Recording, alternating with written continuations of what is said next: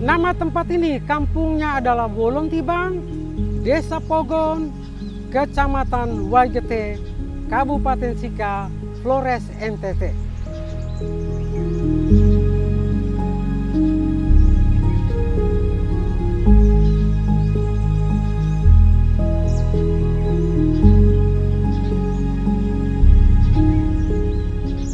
Nama saya Daniel David.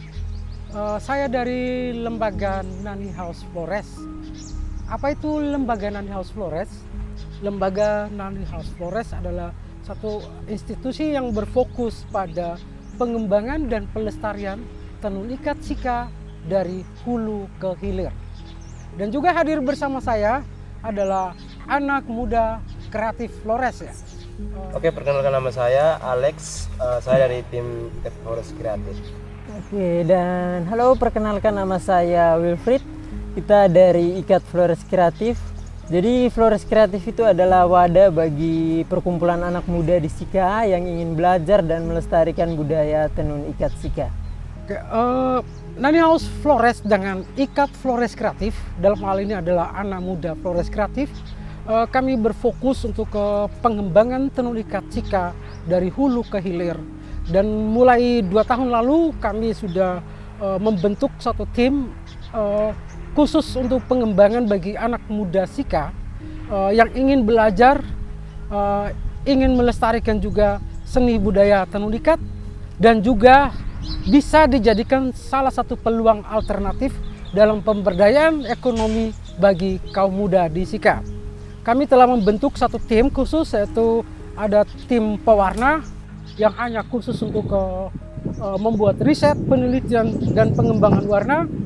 Ada tim yang khusus terdiri dari 5 orang juga adalah lebih ke kontrol kualitas.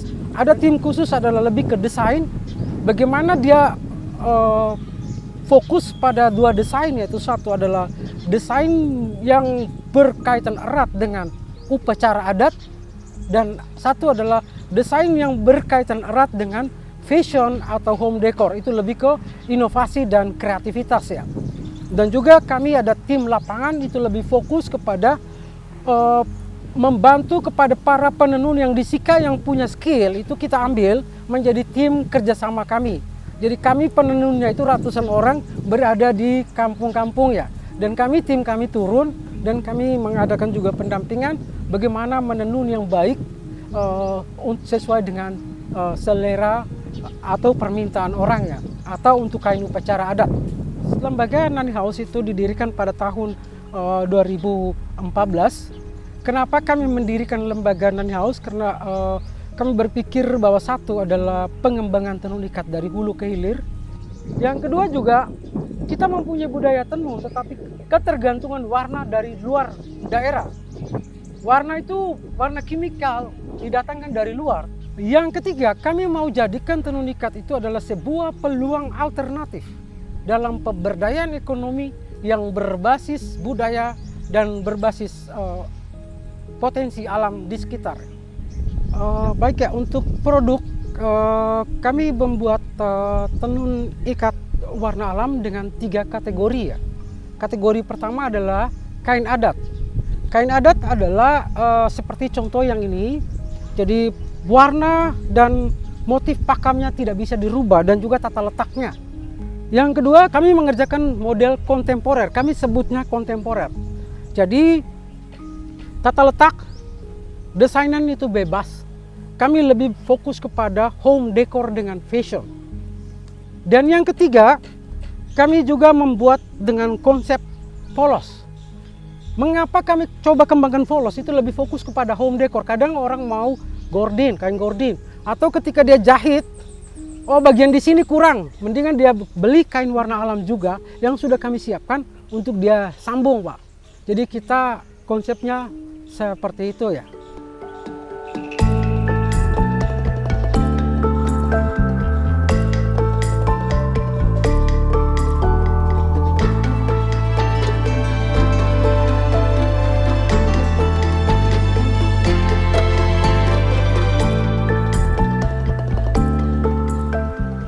Baik ya, untuk membuat sebuah karya tenun itu terbagi menjadi beberapa tahapan penting ya. Terbagi menjadi 4 tahapan penting. Pertama adalah persiapan bahan baku, dalam hal ini serat. Kalau kami di sini memakai 2, satu adalah katun dari kapas ya, dan juga sutra. Yang kedua adalah proses mengikat motif atau mendesain motifnya. Yang ketiga adalah proses pewarnaan, dan yang keempat adalah proses penenunannya dan finishingnya.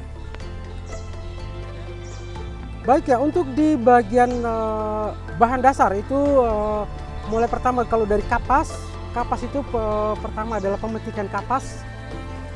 Setelah petik itu ada proses penjemuran, pemisahan dari kotorannya, dan ada penggemburan atau pemukulan agar kapasnya lebih kembang bagus. Ketika waktu diproses dia lebih mudah.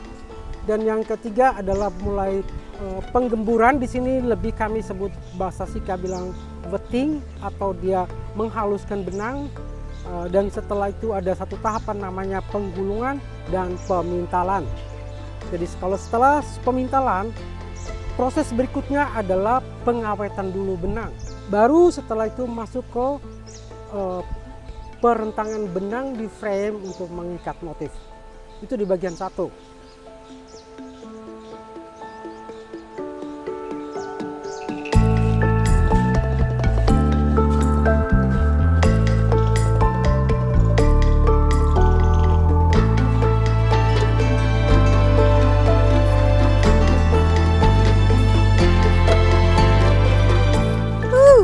Marta mais aí, tapu capa.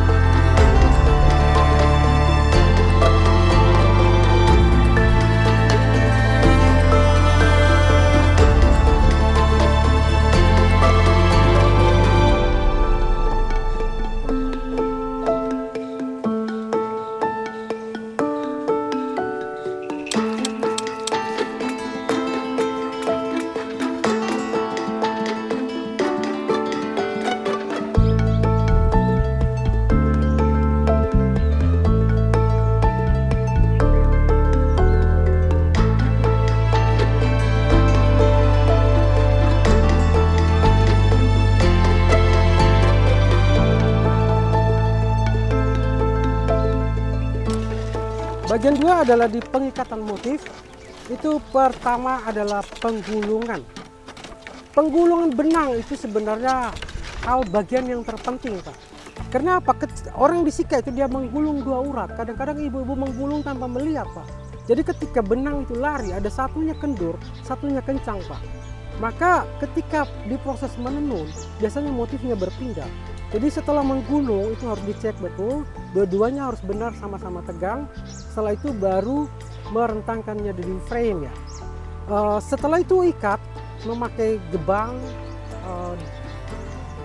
serat gebangnya dari pucuk kelapa atau pucuk lontar ya, sejenis itu ya.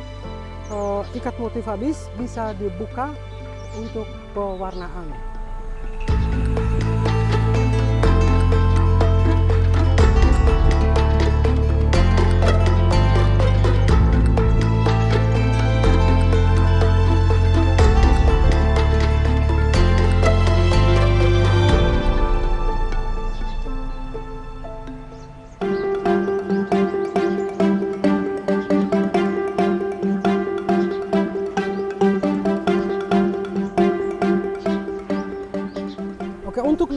proses pewarnaan. Proses di pewarnaan itu harus betul-betul memahami benar warna apa yang dia mau buat.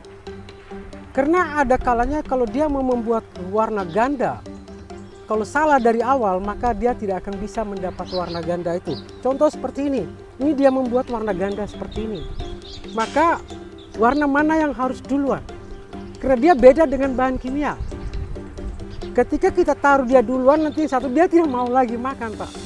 Jadi beda dengan bahan kimia, sehingga dia harus betul-betul tahu dulu kalau membuat warna ini dengan ini, maka warna apa harus dia duluan.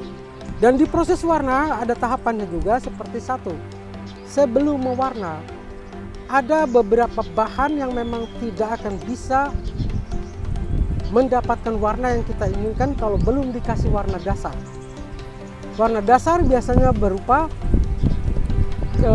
kemiri, dadap, atau juga daun pepaya, dan juga kalau kami di sini memakai santan kelapa, kita bisa kontrol mau tajam atau mau sedang atau mau lembut sekali. Kita kontrolnya pakai santan kelapa ya.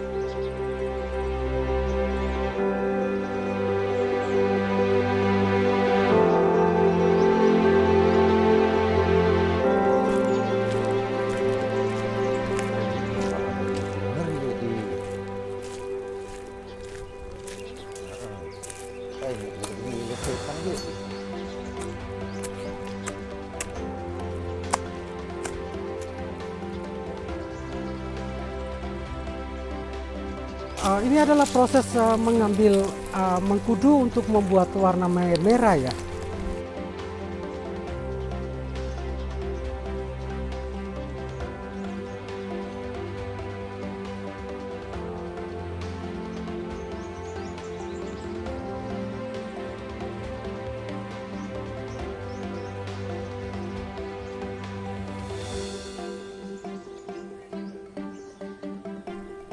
Jadi ini sedang memetik daun nila untuk membuat warna biru, hitam, dan juga warna turquoise ya.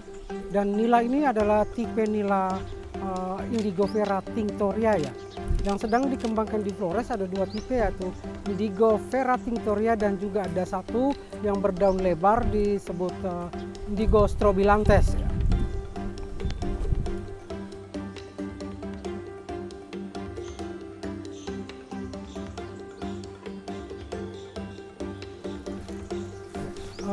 Ini juga kita panen daun pepaya. Daun pepaya itu dipakai juga untuk pewarna. Satu untuk warna hijau yang sangat bagus adalah dari daun pepaya. Di samping itu juga pepaya digunakan juga untuk proses mordan untuk buat warna merah ya. Jadi itu kita membutuhkan daun pepaya.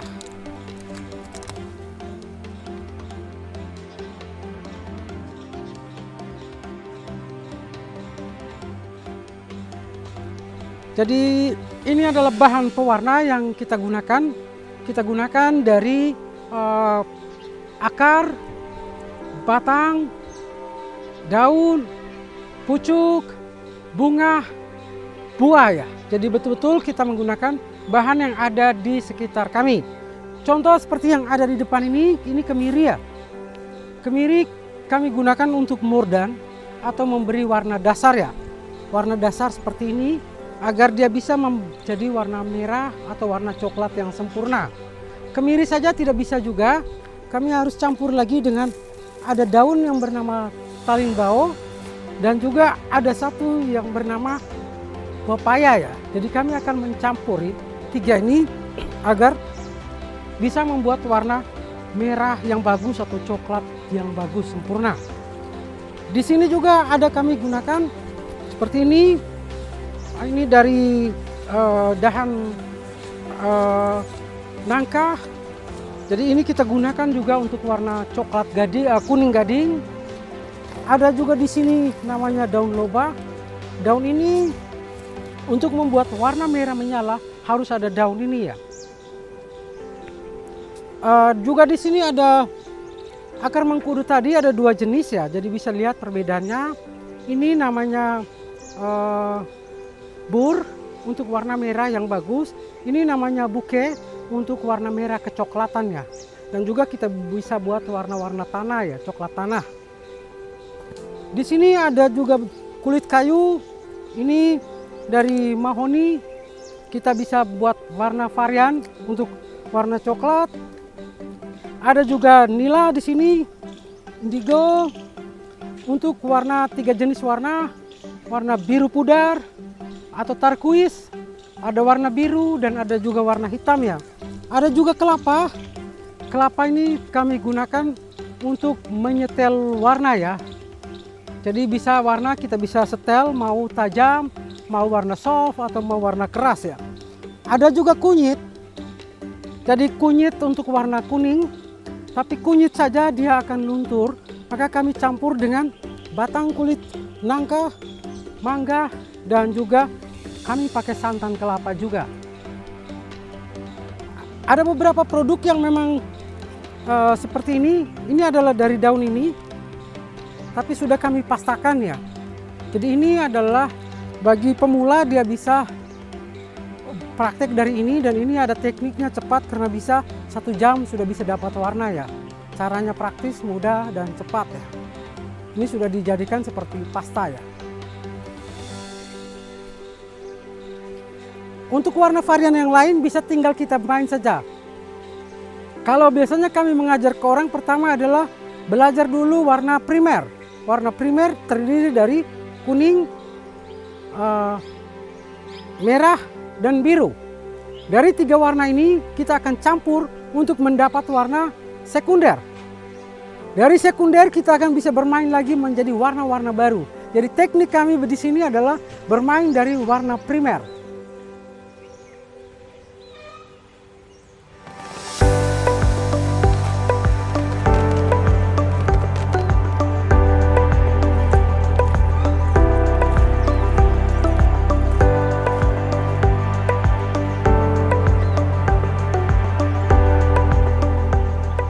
Untuk warna kuning kita menggunakan 3 bahan dasar, yaitu pertama adalah kunyit, juga batang nangka, dan juga santan kelapa ya. Jadi kunyit untuk warna kuning, sedangkan batang kulit nangka getahnya berfungsi untuk mengunci warna, sedangkan santan kelapa kita gunakan untuk menyetel kelembutan atau kekerasan warna ya. Dan untuk proses kuning itu sebaiknya adalah dimasak, karena kalau tidak dimasak maka warna akan tajam, tetapi dia tidak akan tahan terhadap cuci dan juga sinar matahari. Maka bagusnya adalah dimasak sampai mendidih betul dan didiamkan sampai dingin dulu, baru proses pencelupan.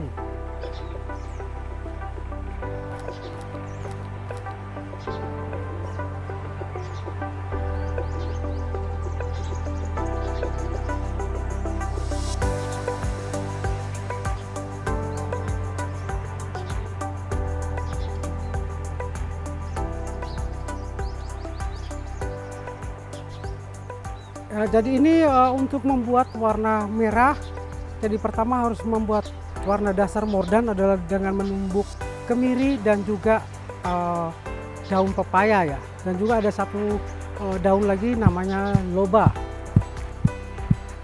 Tanpa ini maka warna merah tidak akan bangkit.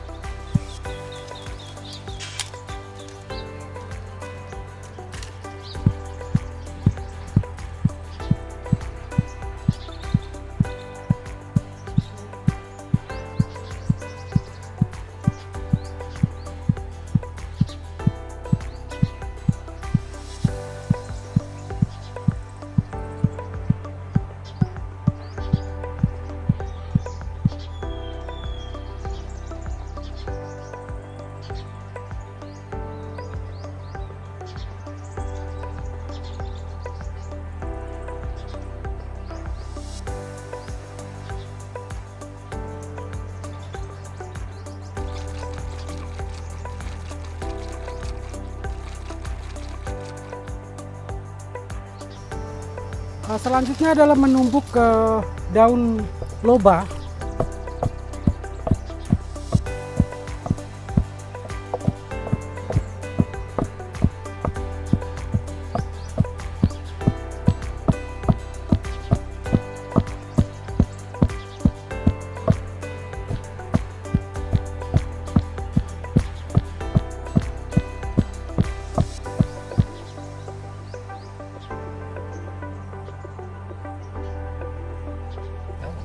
Dan ini tumbuk akar mengkudu ya.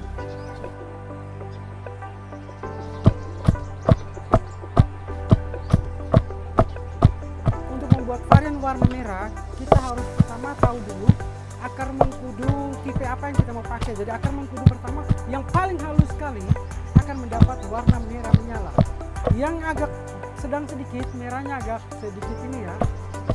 Yang paling besar maka dia akan kecoklatan karena saat warna sudah masuk di dalam kayunya.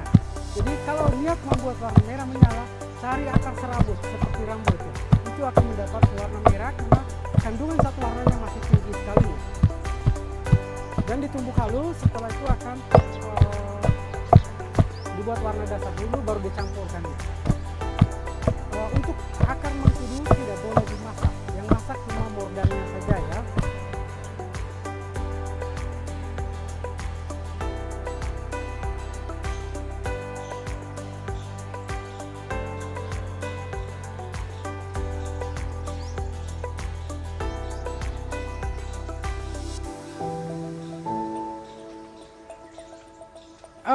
Ini kita lagi sedang membuat proses warna ya. Yang periuk satu ini kita akan membuat warna biru dengan proses cepat ya. Jadi proses masak. Untuk warna biru sebenarnya ada 3 teknik ya. Adalah proses rendam mentah tanpa masak. Itu dia membutuhkan waktu 18 jam. Sedangkan untuk masak seperti ini maka itu adalah proses cepat. Kita hanya bisa di 1 jam saja. Yang kedua ini adalah proses warna biru, tetapi kita menggunakan teknik adalah dengan menggunakan pasta. Proses cepat juga. Ini adalah kita membuat warna coklat dari kulit kayu ya. Dan juga di sini kita sudah mari lihat bersama, ini ada juga daun daripada jati ya. Jadi kita untuk membuatkan varian warna coklat tanah ya. Dan ini membuat warna kuning. Ada beberapa varian warna kuning dan ini adalah mordan. Periuk paling atas adalah mordan atau pemberi warna dasar ya. Jadi kita bisa menyetel warna itu dari pemberian mordan dulu. Mordan dulu sehingga memudahkan untuk warna lain itu bisa menyerap dengan sempurna. Jadi kita akan kembali ke periuk paling bawah, bagaimana proses cepat kita membuat dari daun ya dengan cara masak ya. Jadi ini air bersih, daunnya kita langsung masukkan ya.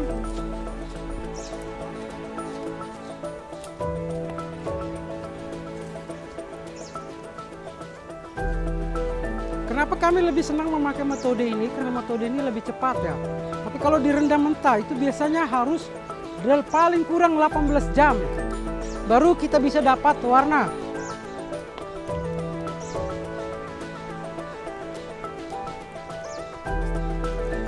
Setelah itu harus ditaruh dengan batu ya. Kenapa? Nanti ketika dia panas maka proses oksidasi maka dia akan naik ke atas ya. Jadi dia bisa akan tumpah semua. Sedangkan yang kedua adalah ini adalah dari pasta. Ini adalah daun nila yang direndam mentah, tetapi cuma hanya diambil intisarinya saja seperti ini. Bagaimana proses ini? Pertama adalah air yang sudah dimasak di sini kita pakai madu ya, dan cari harus madu asli ya. Madu dia sebagai pembangkit warna dan pengunci warna. Jadi air ini kita akan masak dulu madu kira-kira cukup ya. Setelah itu kita akan biarkan dia tercampur dengan bagus dan kita mulai.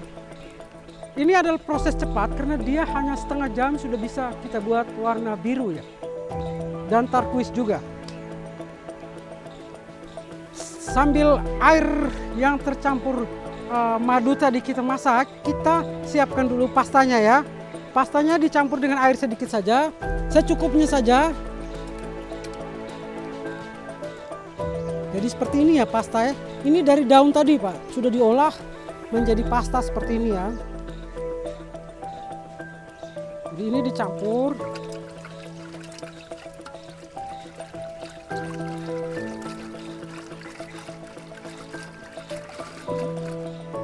Oke.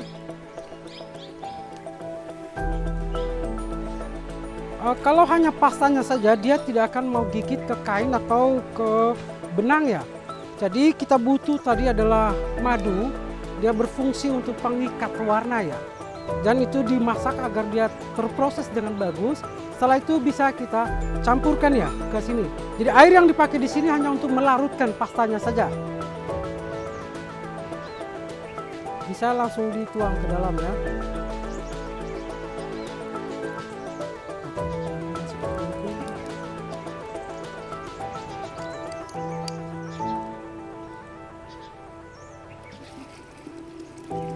Cukup.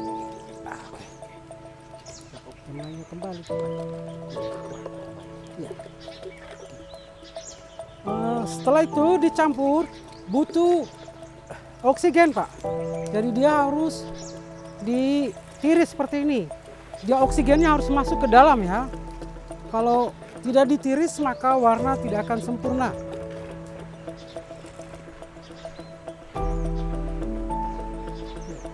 Jadi kenapa diikat dengan tali? Karena ini agar ketika pencelupan benangnya bisa tetap beraturan agar tidak terbelit. Kalau tidak nanti habis celup benangnya terbelit semua dan susah sekali untuk kita memisahkannya kembali ya. Apalagi kalau yang ini kita menggunakan benang sutra, dia lebih halus ya. Jadi cara celupnya juga nanti seperti ini ya.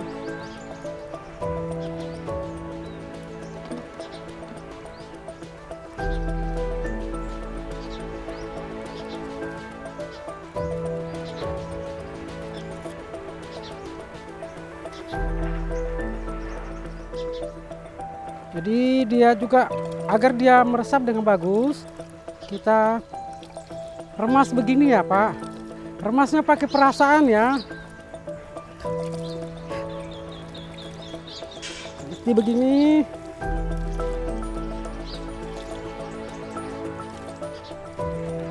Lagi.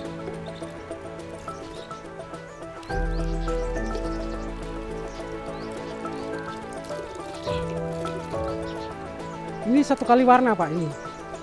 Kita sudah dapat warna ini. Ini proses cepat ya. Jadi kadang orang bilang warna alam itu lama sekali, enggak juga.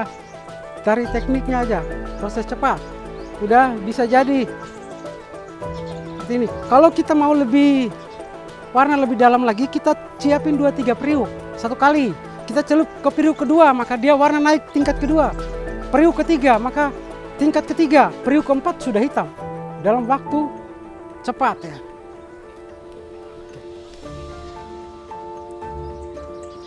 Jadi ini adalah proses membuat warna kuning ya.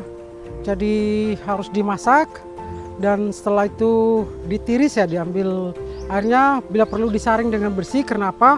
Kalau kita mencelup dengan menggunakan ampasnya, nanti ampasnya bisa menempel di benang dan nanti ada menimbulkan efek ya, warna efek.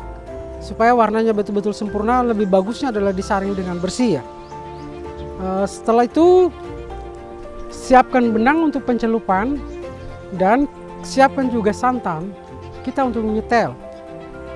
Kalau mau lembut sekali, kita masukkan santannya tinggi ya, supaya warna kuningnya kuning lembut, kuning soft. Kalau kita mau kuning tua, kita masukkan sedikit lebih tinggi adalah kulit batang nangkanya. Dan di sini ini adalah masakan batang nangka ya, untuk menyetel kuning gading ya.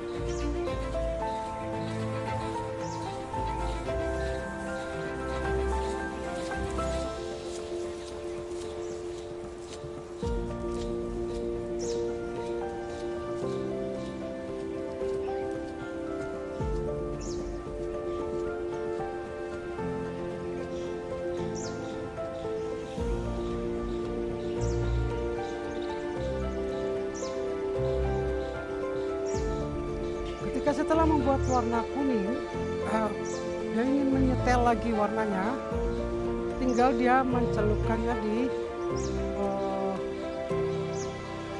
santannya. Jadi dia bisa membuat varian warna, kuning dari lembut, kuning keras. Jadi ada kuning podang, ada kuning gading, ada kuning ketela, kita bisa setel.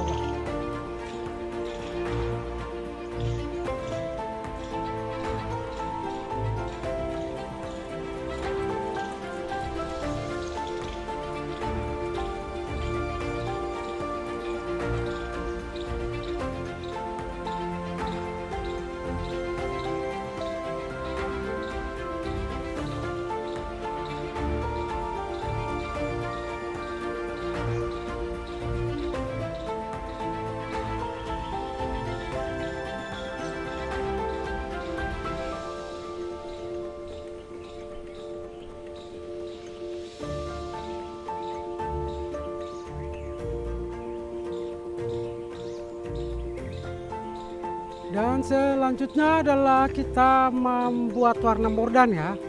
Jadi dalam istilah tekstil mereka bilang mordan. Mordan itu sebenarnya pemberian warna dasar agar membuka pori-pori benang, agar untuk memberi warna selanjutnya bisa menyerap dengan sempurna. Itu yang tadi kita menggunakan bahannya tadi adalah kemiri, daun pepaya, dan juga daun dadap ya. Dan paling bagus adalah di masak habis direndam selama 1 malam. Kalau kita untuk membuat warna-warna keras ya, seperti hitam, coklat tanah yang keras, itu paling bagus direndam selama 1 malam agar dia menyerap dengan sempurna. Tapi perlu diingat bahwa ketika kita sudah kasih mordan, tidak boleh lagi basah. Ketika kita jemur ada hujan atau tangan kita basah dan kita pegang lagi kain benang yang sudah kering, maka harus dimordan ulang lagi. Karena nanti dia tidak akan sempurna warnanya. Dia tidak akan menyerap lagi dengan bagus ya. Baik, ini kita coba membuat warna merah dari akar mengkudu ya. Jadi benang yang sudah dimordan tadi warnanya seperti ini. Bisa dikasih tunjuk dulu benang yang sudah dimordan. Tadi yang kita masak pasti kering hasilnya seperti ini ya. Jadi ini akan dia menyerap warna dengan sempurna. Apalagi untuk warna merah ya. Jadi akar mengkudu tadi nanti dicampur dengan air secukupnya. Setelah itu disaring dan dicampur lagi dengan daun lobah. Ini dia mencampur dengan daun lobah ya.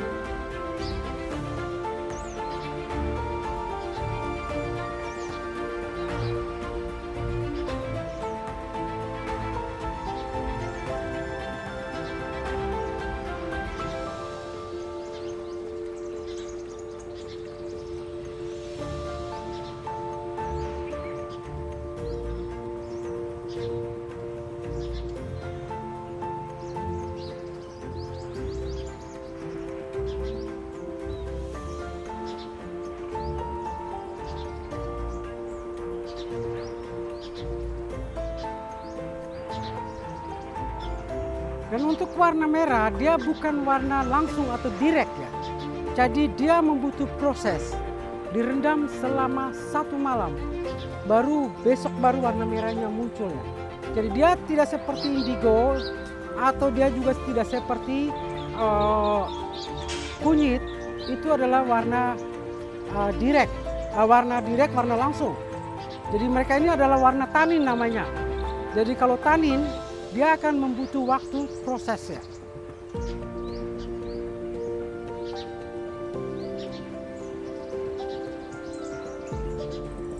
Jadi setelah direndam selama 1 malam, maka warna merah akan muncul seperti ini ya.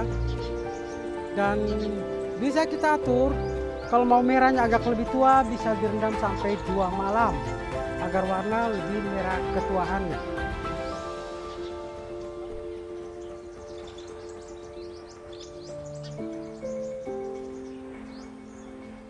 Untuk di proses tenun itu juga ada melalui beberapa tahapan ya. Jadi pertama seperti ada namanya goan, itu memasukkan kembali dulu benang-benang kombinasi warna, dan setelah itu ada proses pengkajian, ada proses pemasangan alat-alat tenun, dan baru ke proses penenunan. Sebenarnya proses menenun itu pertama tergantung dari bahan dulu, bahan dasar. Apakah itu sutra, apakah itu kapas. Tapi kalau di Sika itu kapas itu rata-rata ukuran standar. Di Sika biasanya normal sebuah kain untuk mereka pakai itu rata-rata ditenun variasi. Ada yang 4 hari, ada yang 7 hari. Kenapa 4 hari? 4 hari karena mereka jadikan itu sebagai pekerjaan pokok. Maka dia konsentrasi. Tapi 7 hari kenapa? Dia masih urus kebun. Dia masih urus suami. Baru dia urus tenun. Apabila sudah diwarna, maka motif yang ada motifnya, ada ikatannya, dikeringkan dan dibuka ikatannya. Tapi perlu diingat, sebelum buka ikatannya perlu dikanji dulu. Apa itu kanji? Kanji adalah mencampurkan benang dengan kanji. Kanji itu seperti dibuat juga dari ubi, kayak lem ya. Fungsinya hanya untuk melekatkan ya benang agar ketika dibuka dia tidak pecah ya. Motifnya juga tidak pecah. Jadi setelah dibuka ikatannya, dipisahkan bagian-bagiannya dan siap untuk dimasukkan di alat frame untuk di lock atau dikunci motifnya. Jadi urutannya mau didesain motifnya ada di mana, ada benang polosnya ada di mana.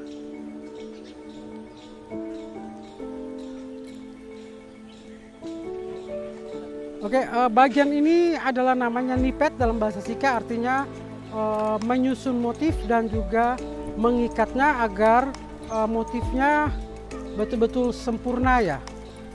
Ini bagian yang sangat penting karena kadang-kadang saat menenun motifnya bisa miring atau pecah, sehingga perlu diikat dengan bambu agar dia terkunci dengan baik. Dan juga mulai diatur jarak, mau dikombinasikan dengan benang apa, warna apa. Setelah itu maka mulai prosesnya adalah memasukkan benang polos ya untuk kombinasi warna. Biasanya warna tergantung dari penenunnya sendiri. Dia mau masukkan warna apa.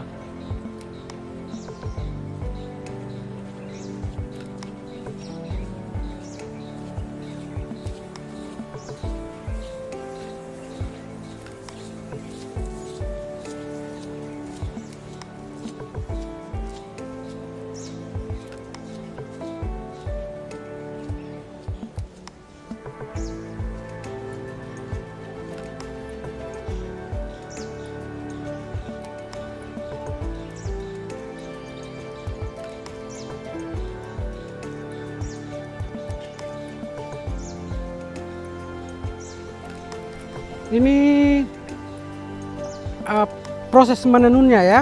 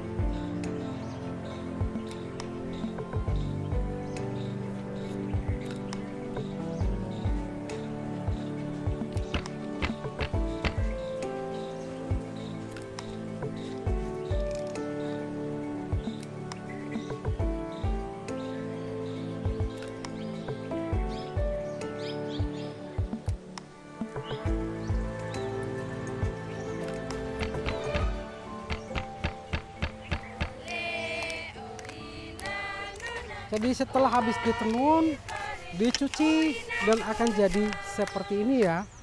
Ini ada beberapa contoh yang dibuat dengan 100% pewarna alam ya.